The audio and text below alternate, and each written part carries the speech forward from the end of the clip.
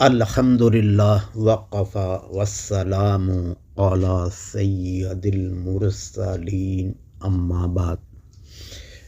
مسجد اللہ کا گھر ہے، اس میں صرف اللہ کا ذکر کرنا چاہیے اور اس کا ذکر کرنا چاہیے جس کا ذکر در حقیقت اللہ کا ہی ذکر ہے، جیسے رسول اللہ، ولی اللہ اور قدرت اللہ وغیرہ۔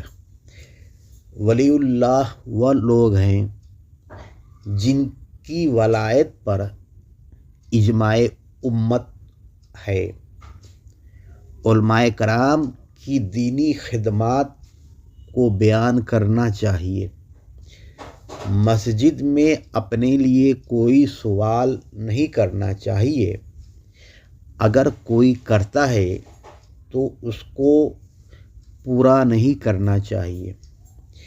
پاکستان میں حکومت مسجد پر قبضہ کر رہی ہے۔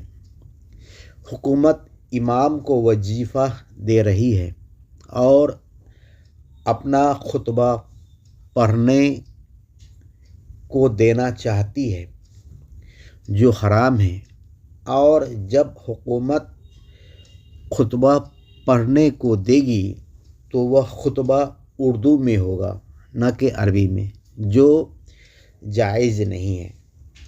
ہم پہ واجب ہے کہ اپنی مساجد کو خرافات سے محفوظ رکھیں